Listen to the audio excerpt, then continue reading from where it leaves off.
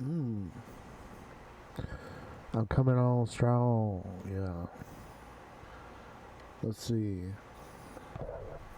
I'm 30 minutes late, except maybe even 24 hours and 30 minutes late because I'm not even supposed to be on here.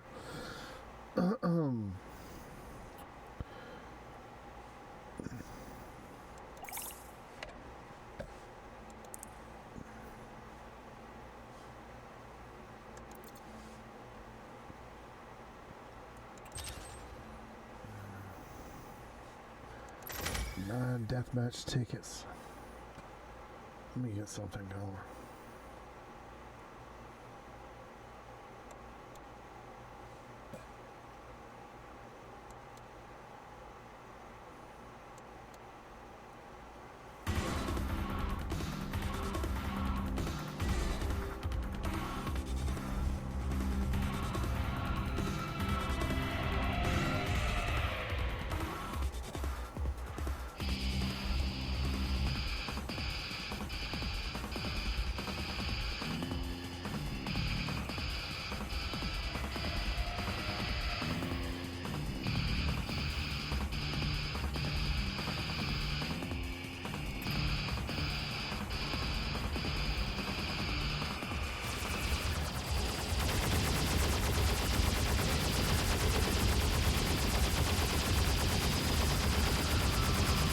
King Harald sailed far outside of the rocks and isles, but set his course to Viken, and came in the night time to Tunsberg, and heard that Guthrum Jornsson was at a feast a little way up the country.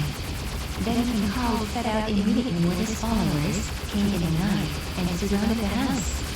King Guthrum Jornsson went out with his people, but after a short resistance he fell, and many men with him. Then King Harald joined his brother King Guthrum, and they subdued all Viken. 11. Of Harald Brand. King Guthrum Jornsson made a good and suitable marriage, and had by his wife a son called Harald, who had been sent to foster Brendan to a lenderman called Rode White. Rode's son, called Thane Victor, the far travel, was Harald's foster brother, and about the same age. After his father Guthrum's fall, Harald, who was called Brand, fled to the outlands, and lived in his foster brother Green, and a few people. Harald stayed a while there among his relations, but his sons then sought after every man who interfered with them, and especially those who might oppose them. Harald Brand's friends and relations advised him to leave the country.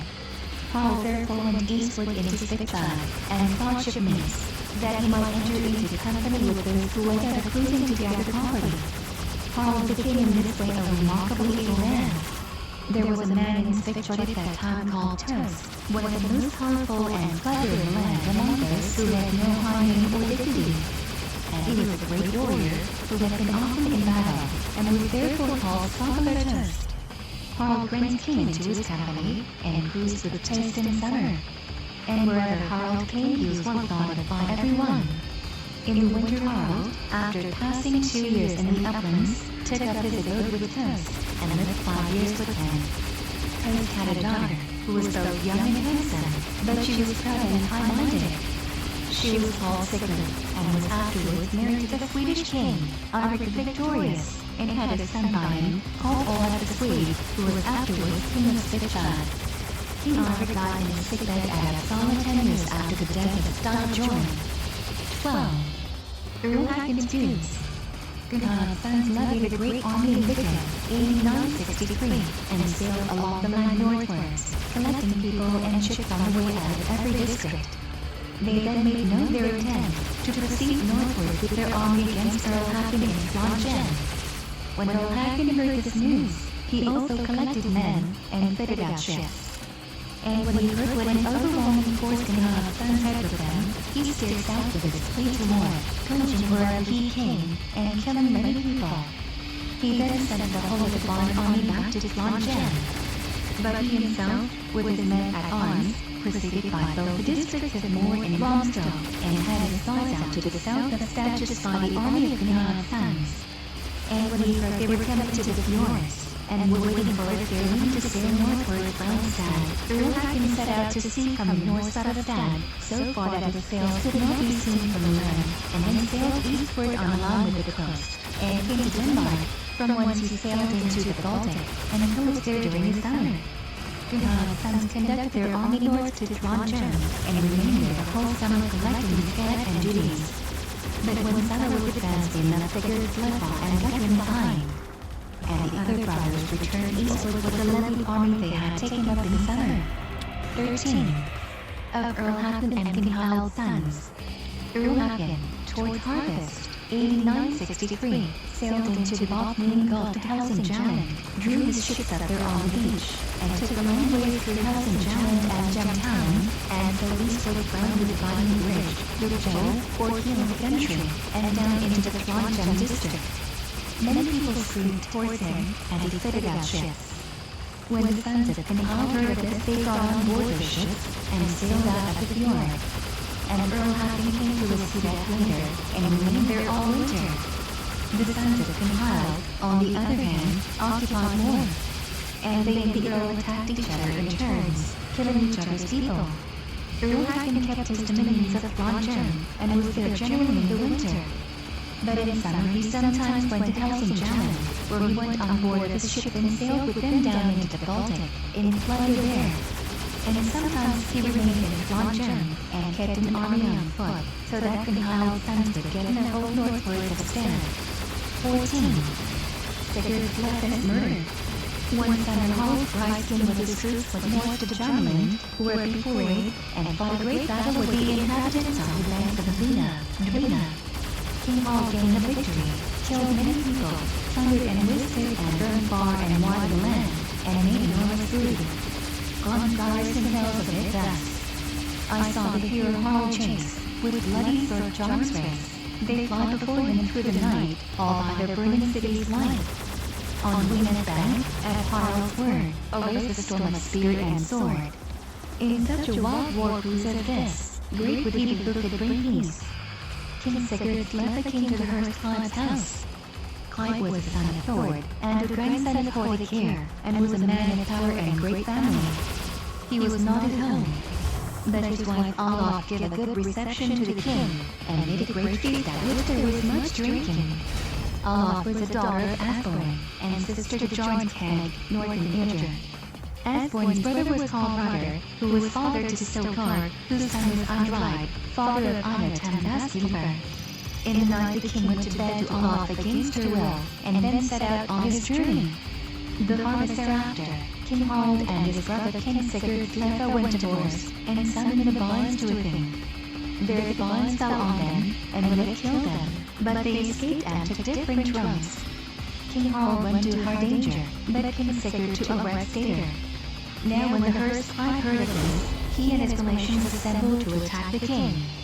And Bementhal Iberchik, one, was chief of their troop. Now when they came to the house they attacked the king, and Hearst Clive, it is said, running him through with his sword and killed him. But instantly Clive was killed on the spot by Erling 8965. In notes, 1. Bolin literally the one who breaks the Bala, that is, breaks the skulls of witches. 15. Richard God's Fall. King Harald Hrothgar and his brother King Gudrun gathered together a great army in the East Country, with which they set out northwards to Trondheim, 8968. When Earl Hakon heard of it, he collected men, and set out to Moor, where he plundered. There his father's brother, Richard Gard, had the command and defense of the country on account of Gunhild's sons, and he assembled an army by order of the kings. Earl Hakon advanced to meet him, and gave him battle. And there fell Richard Gard and 2 other earls, and many a man besides. So says Honor Skeleton. The helm crowned Hakon, brave as stout, again has put his boast around.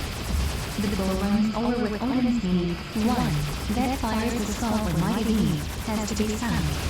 Earl Hakon's sword, in single combat, is unheard, 3 sons of Earl from this one prey, to dwell with Odin drove away. 2. Thereafter Earl Hakon went out to sea, and sailed outside the coast, and came to Denmark.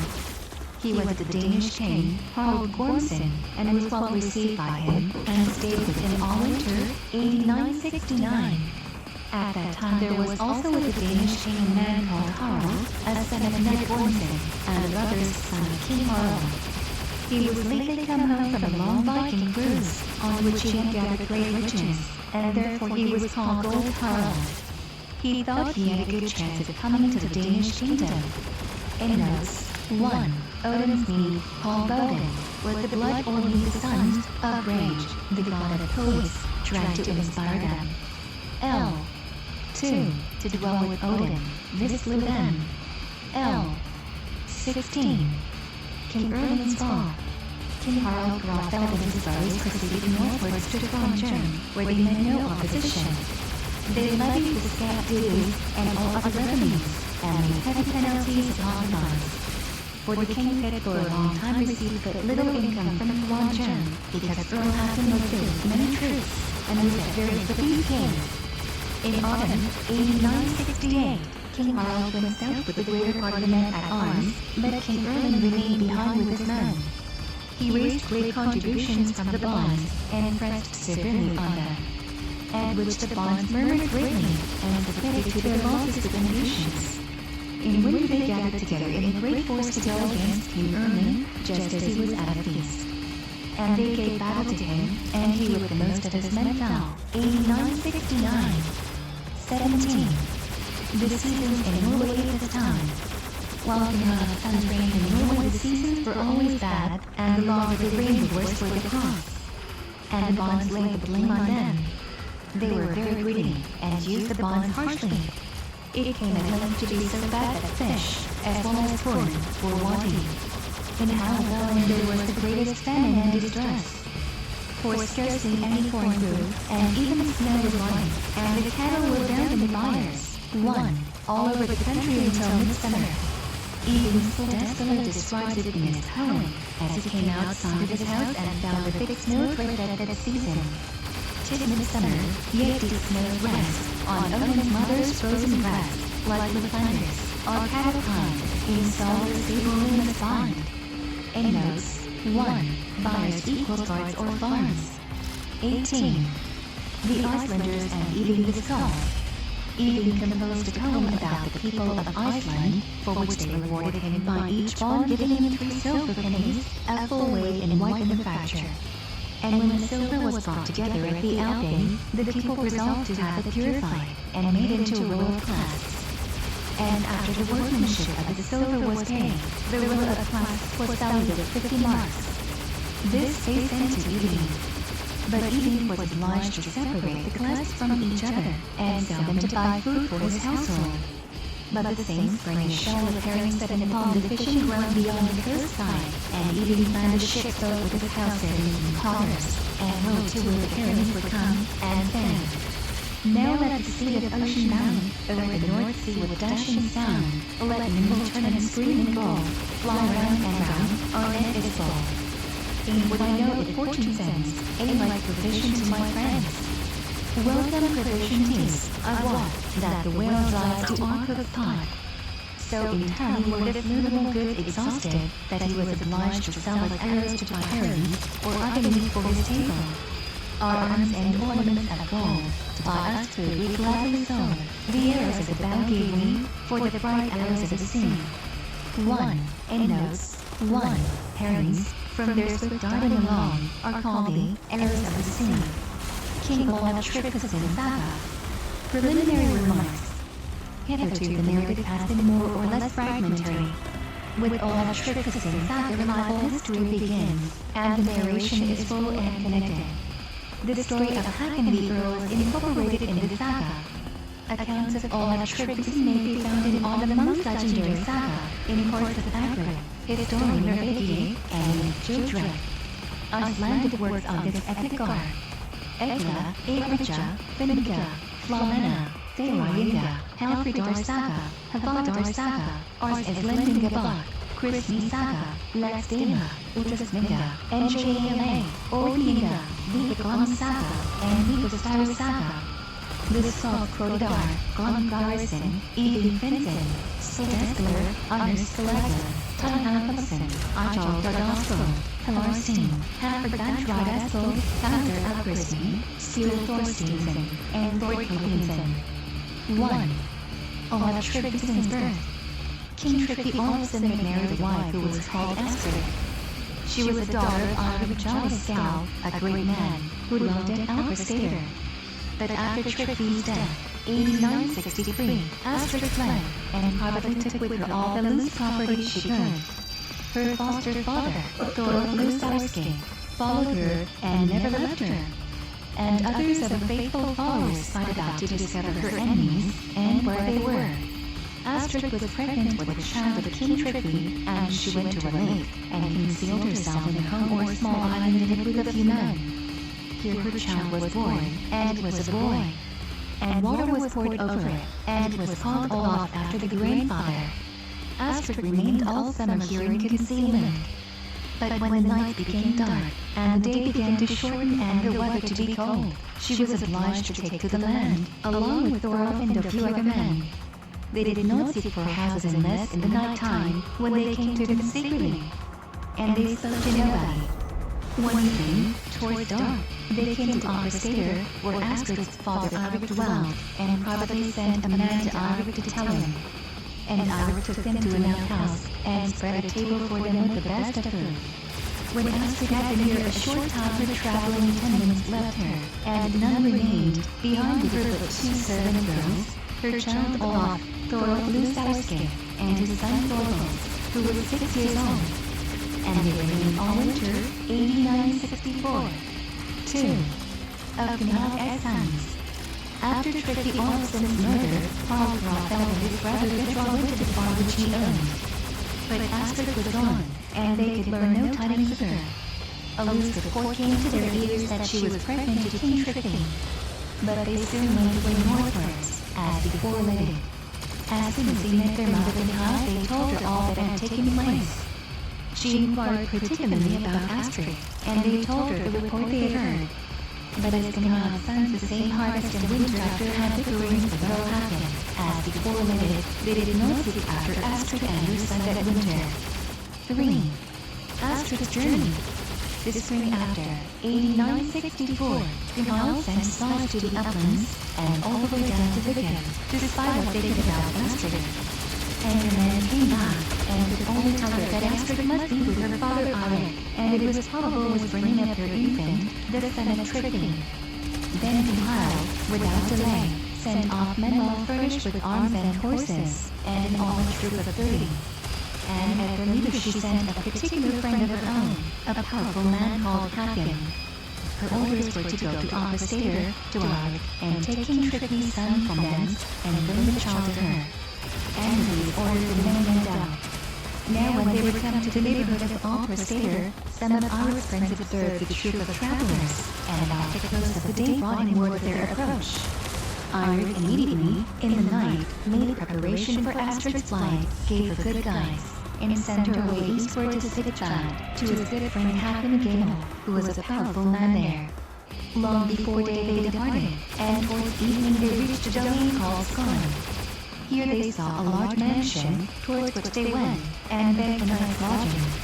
For the sake of concealment they were clad in new clothing. There dwelt here a bond called Bjorn Eidifisa, who was very rich, but very inhospitable. He drove them away.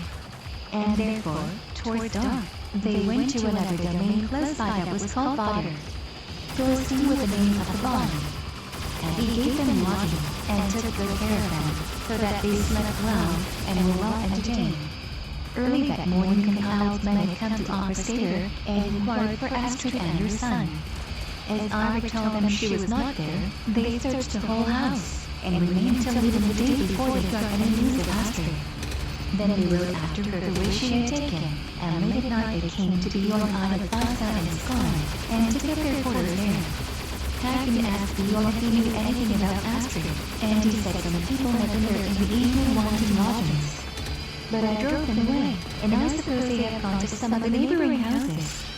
Thorstein's laborer was coming from the forest, having left his work at nightfall, and called at Bjorn's house because it was in his way. And finding no guests come to the house, and learning their business, he comes to Thorstein and tells him of it. As about a third part of the night was still remaining, Thorstein wakens his guests and orders them in an angry voice to go about their business. But as soon as they were at a house upon the road, Thorstein tells them that Knowles' messengers were at Bjorn's house, and are upon the trace of them. They entreated him to help them, and he gave them a god and some provisions. He conducted them through the forest to a lake, in which there was an island overgrown with reeds. They waded out to the island, and hid themselves among the reeds. Early in the morning, Hagen rode away from the Bjorn into the township, and wherever he came he asked after Astrid. And when he came to Thorstein he asked if she had been there. He said that some people had been there. But as soon as it was daylight they had set off again, eastwards, to the forest. Hagen made Thorstein go along with them, as he knew all the roads and hiding places. Thorstein went with them. But when they were coming to the woods, he led them right across the way Astrid had taken. They went about and about the whole day to no purpose, as they could find no trace of her, so they turned back to tell them how at the end of their travel.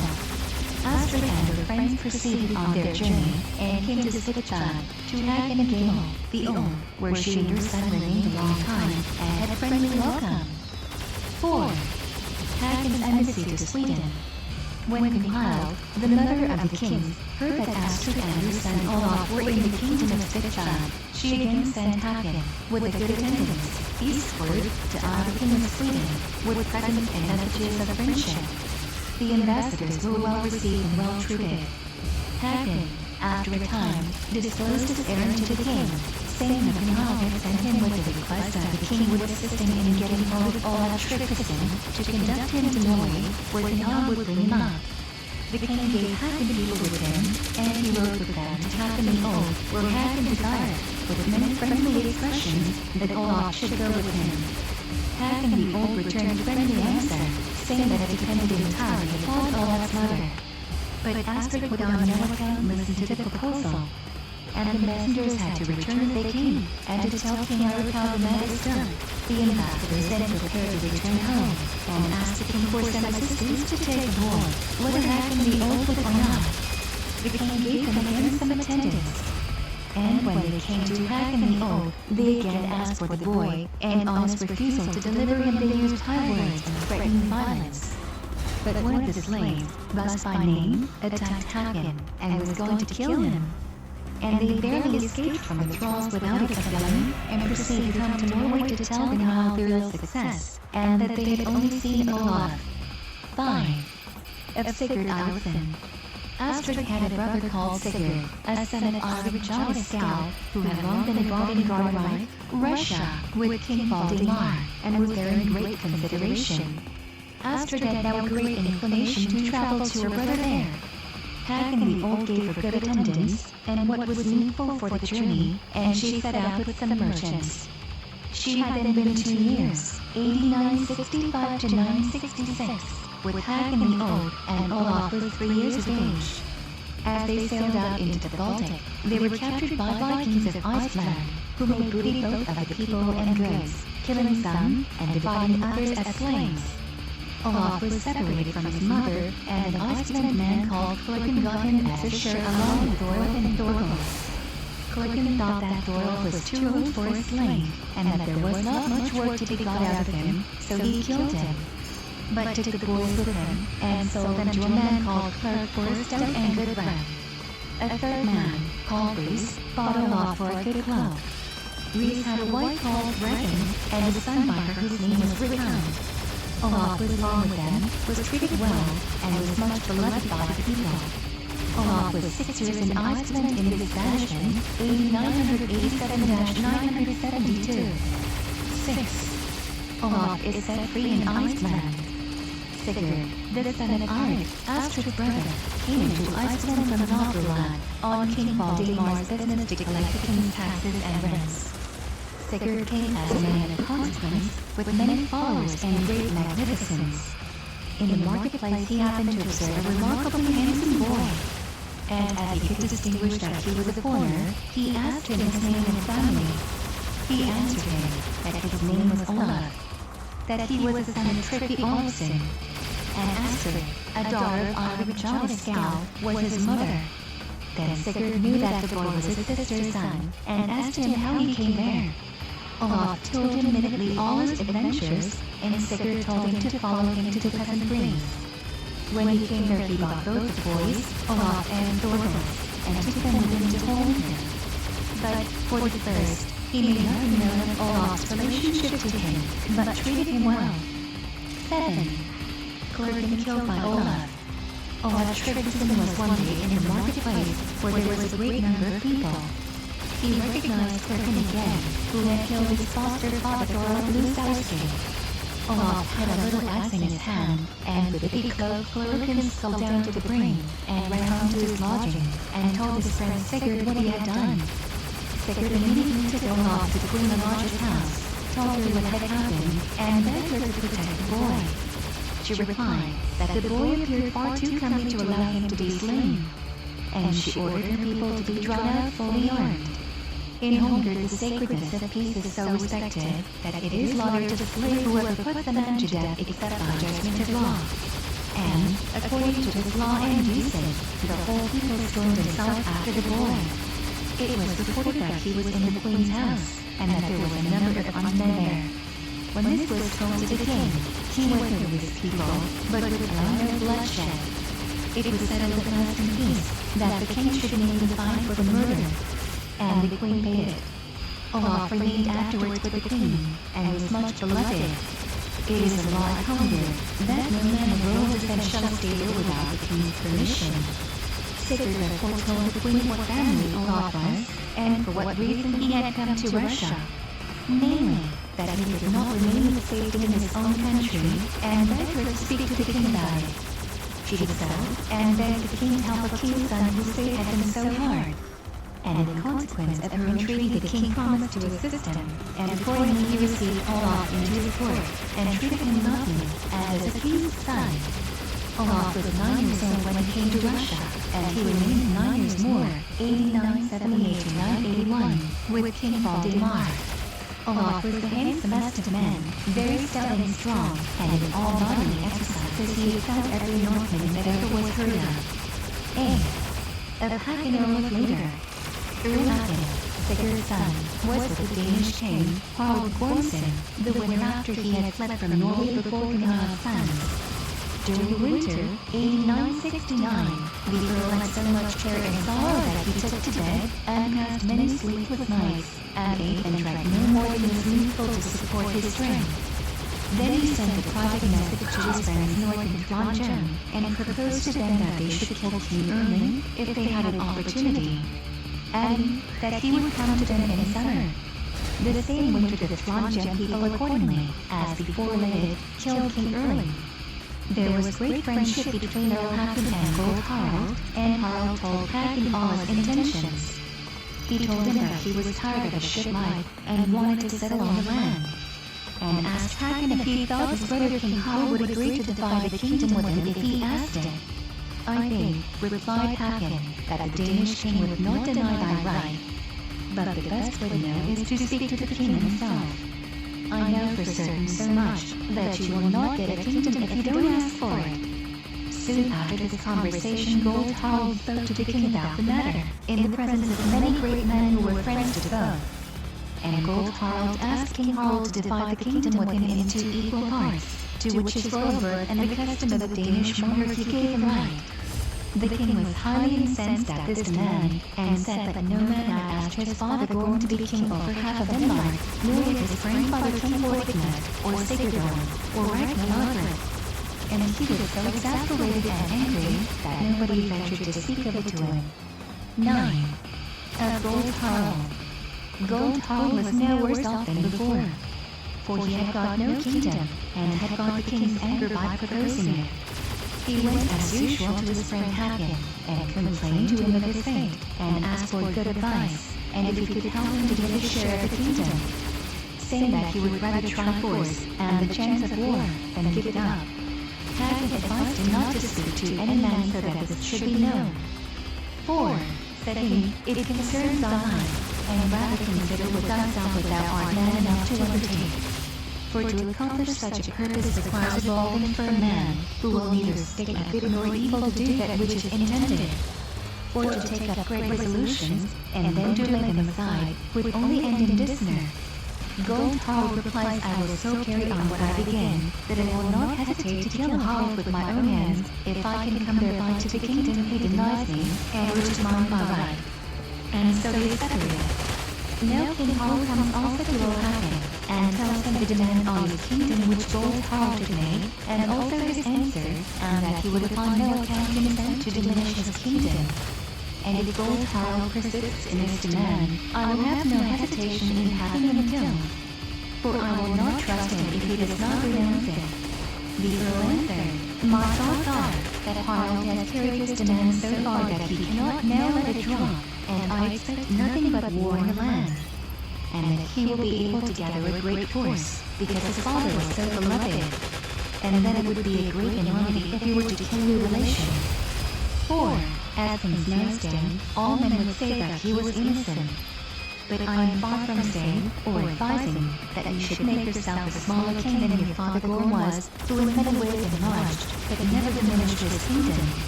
The king replied, what then is your advice, if I am neither to divide my kingdom, nor to get rid of my pride and danger?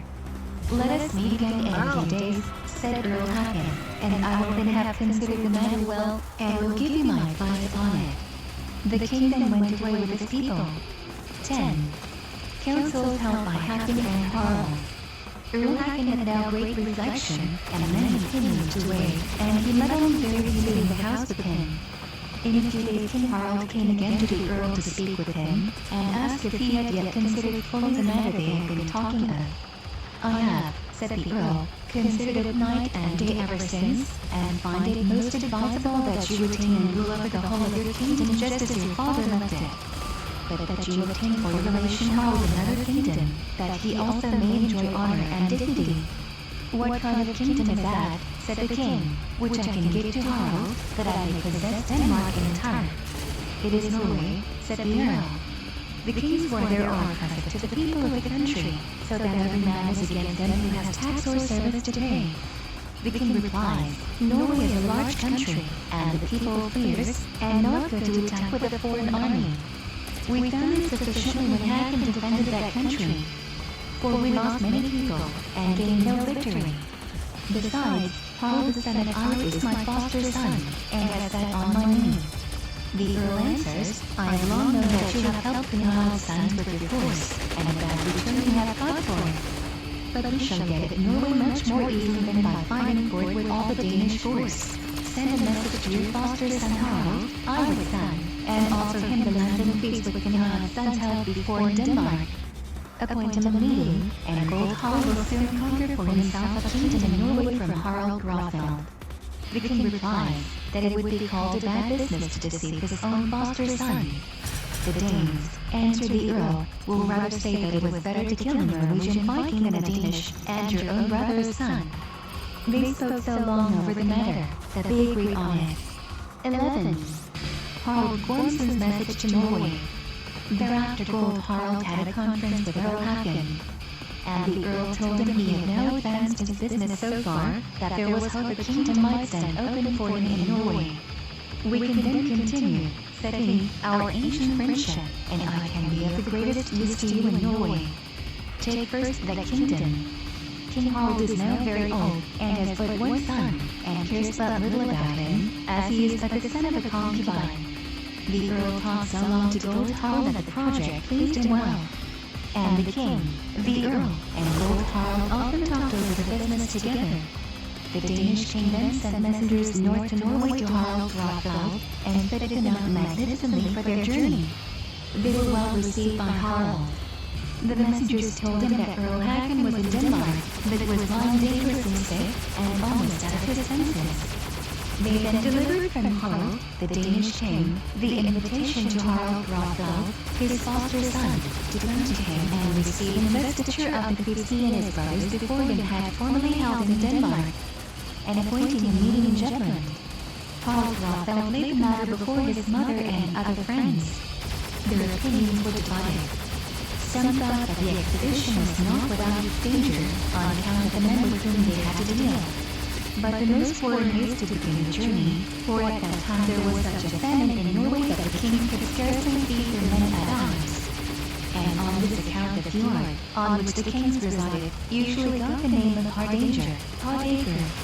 In Denmark, on the other hand, there had been tolerably good crops. So that people thought that if King Harald got peace, and something to rule over there they would get some assistance. It was therefore concluded, before the messengers returned, that Harald should travel to Denmark to the Danish king in summer, and accept the conditions King Harald offered. 12. Treachery of Harald and Hagen. Harald Graafeld went to Denmark in the summer, AD 969, with 3 longships. And first Winjoy, from the Fjord district, commanded one of them. King Harald sailed from Viken over to Limfjord in Jutland, and landed at the narrow neck of land where the Danish king was expected. Now when Gold Harald heard of this, he sailed there with 9 ships which he had fitted out before for a Viking cruise. Earl Hagen had also his war force on foot. Namely, 12 large ships, all ready, with which he proposed to make an expedition. When Gold Harald had departed, Earl Hagen says to the king, "Now I don't know if we are not sailing on an expedition, and yet are to pay the penalty of not having joined it. Gold Harald may kill Harald Graafeld, and get the kingdom of Norway. But you must not think he will be true to you, although you do not him to so much power, for he told me in winter that he would take your life if he could find opportunity to do so. Now I will win Norway for you, and kill Gold Harald, if you will promise me a good condition under you. I will be your earl. Swear an oath of fidelity to you, and, with your help, conquer all Norway for you, for the country under your rule. Pay you the scant taxes, and you will be your king with your father, as you will have 2 kingdoms under you." The king and the earl agreed upon this, and Hagen set off to seek Gold Harald. 13. Death of Harald Graafeld. Gold Harald came to the neck of land at Limfjord, and immediately challenged Harald Graafeld to battle. And although Harald had fewer men, he went immediately on the land, prepared for battle, and drew up his troops. Before the lines came together, Harald Graafeld urged on his men, and told them to draw their swords. He himself advanced the foremost of the troop, hewing down on each side.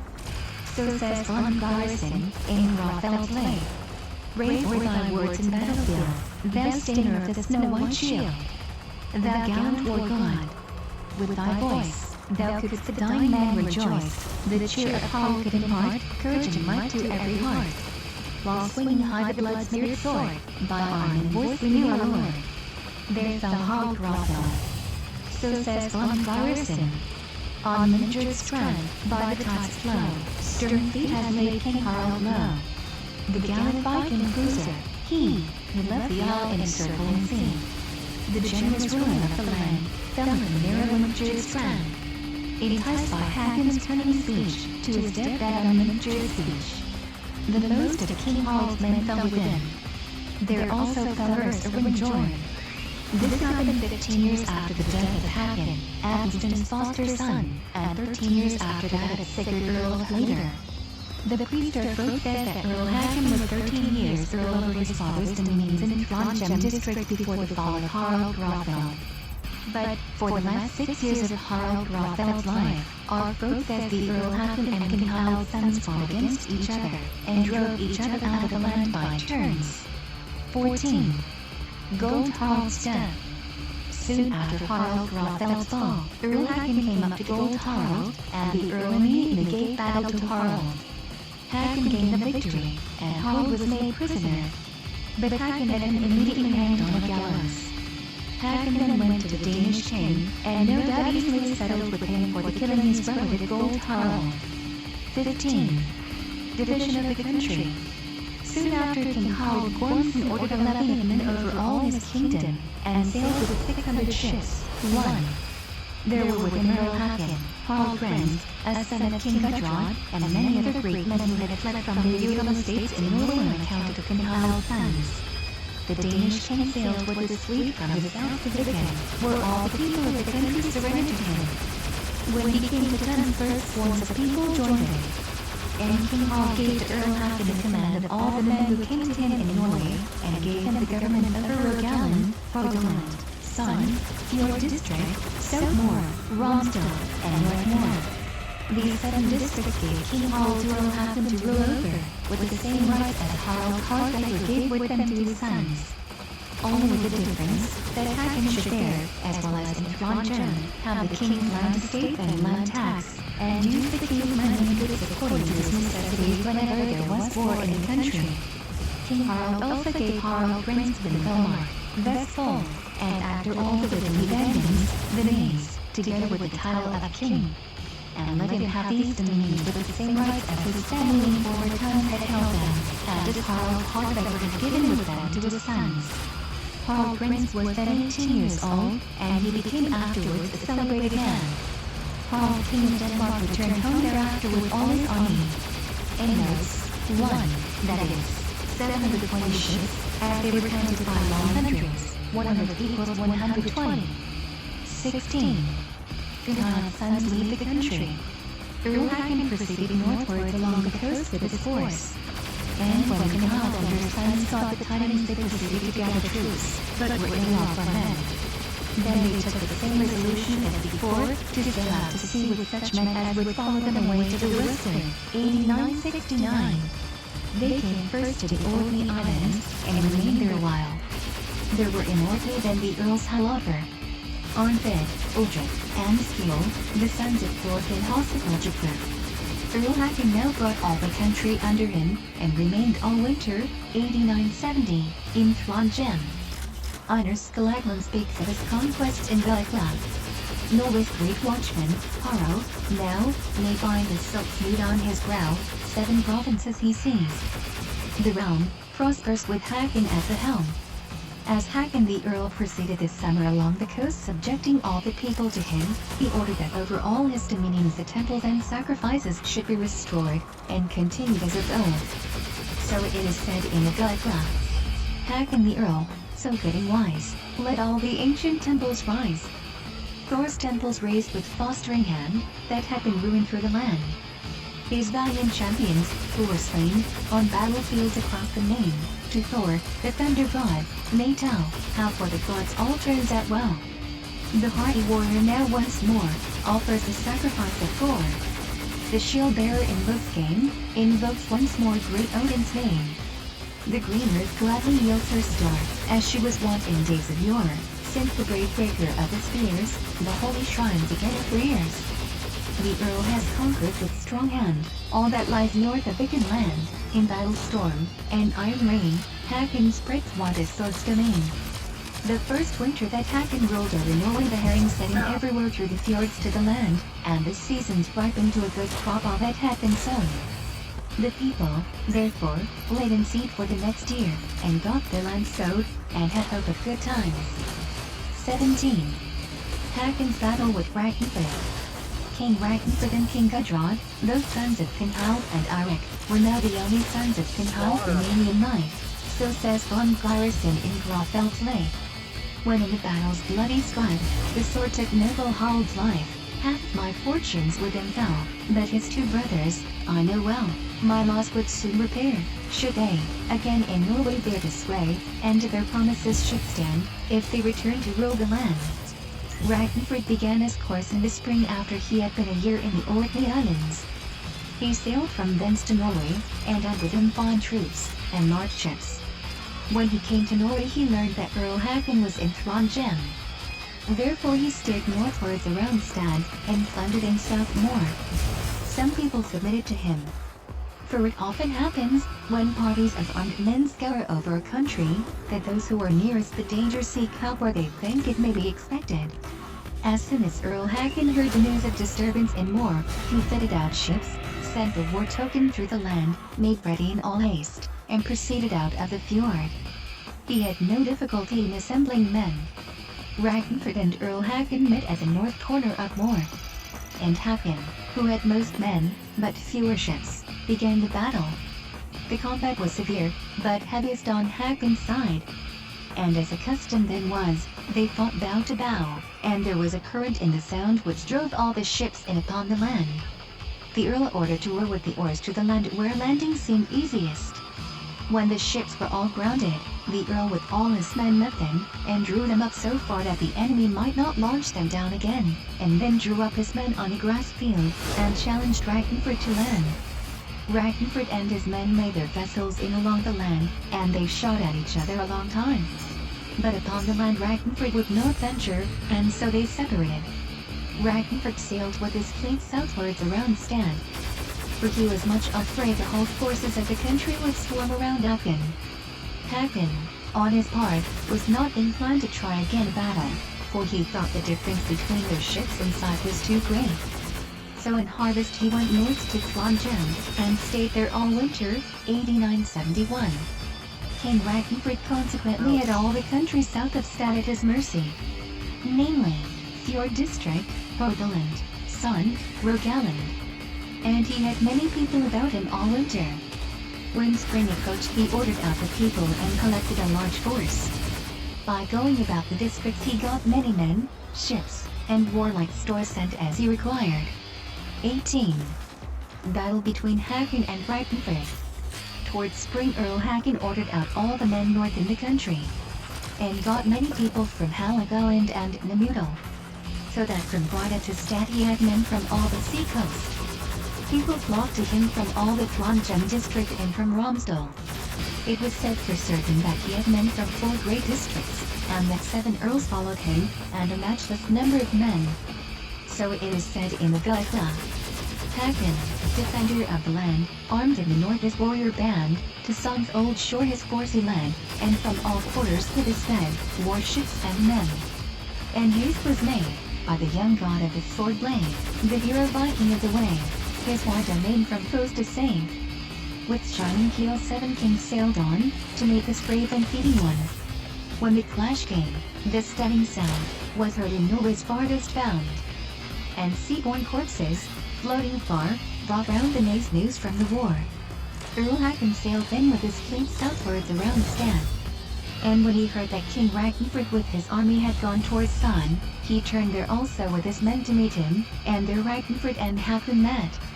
Haakon came to the land with his ships, marked out a battlefield with hazel branches for King Ragnford, and took ground for his own men in it. So it is told in the Gaethla.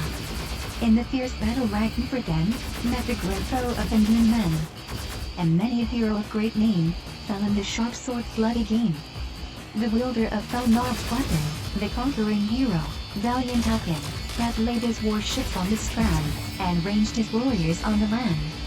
There was a great battle, but Earl Haakon, having by far the most people, gained the victory. It took place on the Thingins, where Sun and Hordaland meet. King Ragnford fled to his ships, after 300 of his men had fallen. So it is said in the Gaethla. Sharp was the battle strife, I ween, deadly and close it must have been, before, upon the bloody plain, 300 corpses of the slain, were stretched for the black raven's prey. And when the conquerors took their way, to the seashore, they had to tread, o'er piled up heaps of foaming dead. After this battle King Ragnford fled from Norway. But Earl Haakon restored peace to the country, and allowed the great army which had followed him in summer to return home to the north country, and he himself remained in the south at harvest and winter, 8972. 19. Earl Haakon's marriage. Earl Haakon married a girl called Thora, a daughter of the powerful Skapskald Tassin, and very beautiful she was. They had 2 sons, Spain and Tamin, and a daughter called Bergilchod who was afterwards married to Ina Tanbaskilver. Earl Haakon was much addicted to women, and had many children. Among others a daughter Ragnhild, whom he married to Skald Skakisson, a brother of Thora. The Earl loved Thor so much that he held Thor's family in higher respect than any other people, and Skald his brother-in-law in particular. And he gave him many great feats in war. Whenever they were on a cruise together, Skald must lay his ship nearest to the Earl's, and no other ship was allowed to come in between. 20. Death of Skald. One summer that Earl Haakon was on a cruise, there was a ship with him of which Thorleif Spake, the Wise, was steersman. In it was also Eirik, Earl Haakon's son, then about 10 or 11 years old. Now in the evenings, as they came into harbor, Eirik would not allow any ship but his to lie nearest to the Earl's. But when they came to the south, to Moor, they met Scott the Earl's brother-in-law, with a well-manned ship. And as they rowed towards the fleet, Scott called out that Thorleif should move out of the harbor to make room for him, and should go to the roadstead. Eirik in haste took up the matter, and ordered Scott to go himself to the roadstead. When Earl Hakon heard that his son thought himself too great to give place to Scott, he called to them immediately that they should haul out from their berth, threatening them with chastisement if they did not. When Thorleif heard this, he ordered his men to slit their land cable, and they did so. And Scott laid his vessel next to the Earl's as he used to do. When they came together, Scott brought the Earl all the news he had gathered, and the Earl communicated to Scott all the news he had heard. And Scott was therefore called to Dundoscope, the newsman Scott. The winter after, 8973, Eirik was with his foster father Thorleif, and early in spring he gathered a crew of followers, and Thorleif gave him a boat of 15 benches of rowers, with ship furniture, tents, and ship provisions. And Eirik set out from the fjord, and southwards to Moor. To Dundoscope happened also to be going with a fully manned boat of 15 rowers benches from one of his farms to another, and Eirik went against him to have a battle. Scott was slain, but Eirik granted might to those of his men who were still on their legs. So says Eyjolf Dardosvold in the Vandalay. Addy the youth went out, to meet the warrior stout, to meet stout Scott, he, whose warship rove the sea, like force was on each side, that in a whirling tide, the young wolf Eirik slew, Scott, and all his crew, and he was a gallant one, dear to the Earl Hakon. Up, youth of steel hard-pressed, no time hast thou to rest. Thy ocean wings spread wide, speed o'er the foaming tide. Speed on thy way. For here thou canst not stay. Eirik sailed along the land and came to Denmark, and went to King Harald Gormson, and stayed with him all winter, 8974. In spring the Danish king sent him north to Norway, and gave him an earldom, and the government of Vingolmark and Romerike, on the same terms as the small Sket-paying kings had formerly held these domains. So says Eyjolf Dardosvold. South through ocean's spray, his dragon flew away, to Gormson's hall renowned, where the bowl goes bravely round. And the Danish king did place this youth of noble race, where, shield and sword in hand, he would have defend his land. Eirik became afterwards a great chief. 21. Olaf Tryggvason's journey from Russia.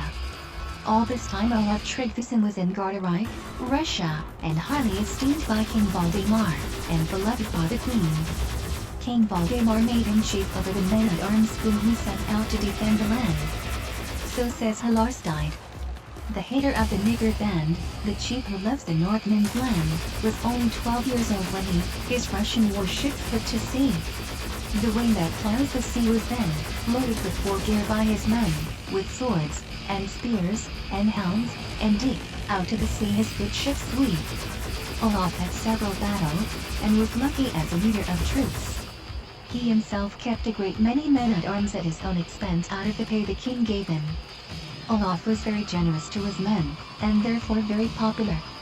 But then it came to pass, what so often happens when a foreigner is raised to higher power and dignity than men of the country, that many envied him because he was so favored by the king, and also not less so by the queen. They hinted to the king that he should take care not to make Olaf too powerful, for such a man may be dangerous to you, if he were to allow himself to be used for the purpose of doing you or your kingdom harm. For he is extremely expert in all exercises and feats, and very popular. We do not, indeed, know what it is he can have to talk of so often with the queen. It was then the custom among great monarchs that the queen should have half of the court attendants, and she supported them at her own expense out of the scat and revenue provided for her for that purpose. It was so also at the court of King Valdemar that the queen had an attendance as large as the king, and they vied with each other about the finest men, each wanting to have such in their own service. It so fell out that the king listened to such speeches, and became somewhat silent and blunt towards Olaf. When Olaf observed this, he told it to the queen. And also that he had a great desire to travel to the northern land, where his family formerly had power and kingdoms, and where it was most likely he would advance himself. The queen wished him a prosperous journey, and said he would be found a brave man wherever he might be. Olaf then made ready, went on board, and set out to sea in the Baltic. As he was coming from the east he made the island of Bornholm, where he landed and plundered. The country people hastened down to the strand, and gave him battle.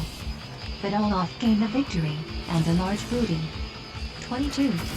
Olaf Tryggvason's marriage.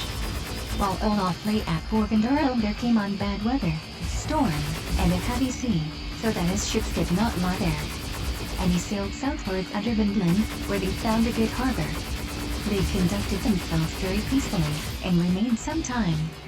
In Vinland there was then a king called Björnsleif, who had 3 daughters, Gyra, Gunhild, and Astrid.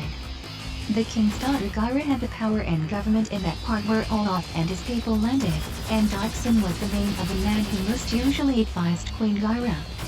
Now when they heard that unknown people came to the country, who were of distinguished appearance, and conducted themselves peaceably, Dodson repaired to them with a message from Queen Gyra, inviting the strangers to take up their winter abode with her. For the summer was almost spent, and the weather was severe and stormy. Now when Dodson came to the place he soon saw that the leader was a distinguished man, both from family and personal appearance, and he told Olaf the queen's invitation with the most kindly message. Olaf willingly accepted the invitation, and went at harvest, 89-82, to Queen Gyra. They liked each other exceedingly, and Olaf courted Queen Gyra. And it was so settled that Olaf married her the same winter, and was ruler, along with Queen Gyra, over her dominions. Halfred van der Destel tells of these matters in the lay he composed about King Olaf. Why should the deeds the hero did, in Bornholm and the east he hid? His deadly weapon Olaf Bode, dyed red, why should not this be told? 23. Earl Hakon paid no scat. Earl Hakon ruled over Norway, and paid no scat. Because the Danish king gave him all the scat revenue that belonged to the king in Norway, for the expense and trouble he had in defending the country against Gunhild's sons. 24. Harald opposes Christianity. The Emperor Otto, was at that time in the Saxon country, and sent a message to King Harald, the Danish king, that he must take on the true faith and be baptized, he and all his people whom he ruled. Otherwise, says the emperor, we will march against him with an army. The Danish king ordered the land defense to be fitted out, Dannevirke, 1, the Danish wall, to be well fortified, and his ships of war rigged out. He sent a message also to Earl Hakon in Norway to come to him early in spring, and with as many men as he could possibly raise. In spring, 89-75, Earl Hakon levied an army over the whole country which was very numerous, and with it he